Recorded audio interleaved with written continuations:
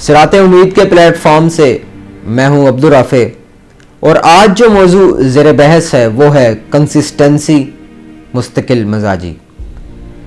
हजूर वाला 23 जून 1940 को टेनेसी के एक इलाके सेंट बेथलम के एक स्याह फार्म घर में एक बच्ची की पैदाइश हुई।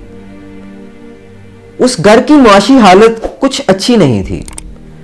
उस बच्ची का बाप कुली था और माँ नौकर थी जो लोगों के घर काम किया करती थी। हुजूर वाला वो बच्ची अपनी उम्र की तमाम बच्चियों की तरह नॉर्मल नहीं थी। जब वो पैदा हुई तो वो बहुत कमजोर थी। उसका वजन मुहिज 2 किलो था, जो कि वर्ल्ड हेल्थ ऑर्गेनाइजेशन के मुताबिक 3 से 3.5 किलो तक होना चाहिए। वो बच्ची बचपन ही से नमोनिया और स्कारलेट फीवर जैसी बीमारियों का शिकार हो गई।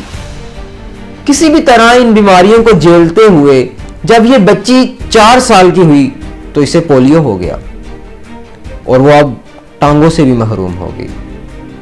हुजूर वाला, उस वक्त अमेरिका में स्याह फार्म लोग बहुत कठिन जिंदगी गुजार रहे थे।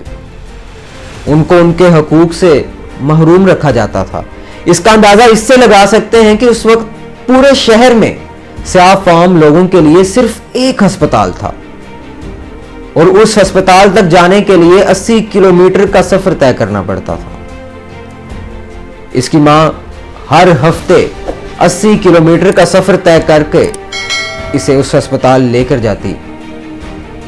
इतनी काविशों के बावजूद मायूसी का एक और पहाड़ इनके घर पर आन गिरा। हुजूर वाला, गजब यह था कि डॉक्टर्स ने भी हार मान ली और उनका कहना था कि ये बच्ची पूरी जिंदगी नहीं चल सकेगी। लेकिन उसकी मां कहा करती थी कि ये बच्ची जरूर चलेगी। वो बच्ची जब अपने इर्द गिर्द बच्चों को खेलते दौड़ते देखती तो उसका जी चाहता कि मैं भी खेलूं, मैं भी दौड़ूं। हुजूर वाला, उसने अपना एक मकसद सेट कर लिया। हुजूर वाला, उसका गोल बहुत हैरान कुन और चौंका देने वाला था। उसने इरादा किया कि वो दुनिया की सबसे तेज तरीन दौड़ने वाली लड़की या एथलीट बनेगी। जब भी वो कभी किसी से इसका जिक्र करती तो लोग उसे ताने कसते।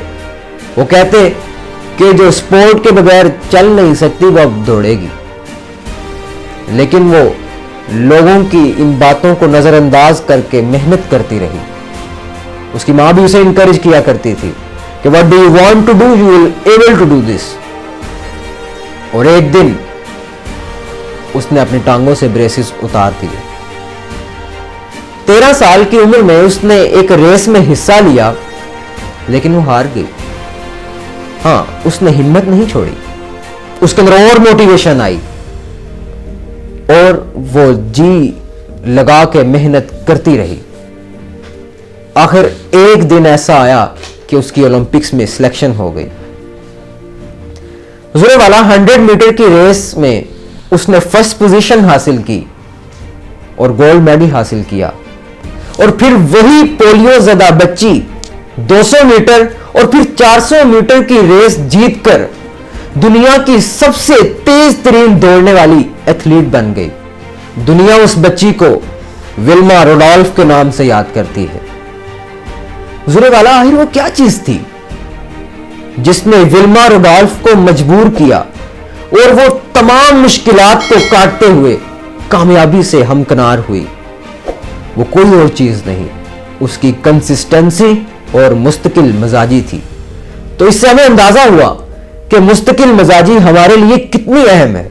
हुजूर वाला, हालाते हाजरा का मुताला करें तो मालूम होता है कि हमारा सबसे बड़ा मसला मुस्तकिल मजाजी का ना होना है। अक्सर ऐसा होता है कि लोग किसी काम से मुतासिर होकर बड़े जोश में आ जाते हैं। उनमें जज्बा पैदा होता है कि क्यों ना इस काम को किया जाए और वक्ती जोशो खरोश के बायस उस काम का आगाज भी हो जाता है। लेकिन रफ्ता रफ्ता उसमें कमी वाक़या होना शुरू हो जाती है और आखिर वो काम जो कभी बड़े जोशो खरोश से शुरू किया था सर्द महरी की नजर हो जाता है और लापरवाही की गर्द उस पर जमती रहती है। और एक दिन ऐसा आता है کہ ہم اس کام سے ہاتھ دھو بیٹھتے ہیں اور ہمیں خسارے کے بغیر کی بجائے کچھ حاصل نہیں ہوتا۔ حضور والا، مستقل مزاجی انسان کو منزل تک پہنچاتی ہے۔ جو لوگ مستقل مزاج نہیں ہوتے وہ منزل تک نہیں پہنچ سکتے اور وہ کبھی بھی اپنے کیے پر خوش نہیں ہوتے۔ آپ خود اندازہ کریں کہ اگر تھامس ایڈیسن میں کنسسٹنسی نہ ہوتی تو ہم لائٹ جیسی دولت سے محروم رہ جاتے۔ اگر بابا قائد اعظم مستقل مزاج نہ ہوتے تو ہم ان آزاد فضاؤں میں سانس نہ لے رہے ہوتے۔ مستقل مزاجی کامیابی کے لیے ایسے ہی ہے جیسے آکسیجن ہماری زندگی کے لیے۔ تو خدا پر بھروسہ رکھیے، مستقل مزاجی اپنائیے اور اپنی زندگی کو ایک نئی سمت دیجیے جو آپ لوگوں کے لیے کامیابی کی ضامن ہو۔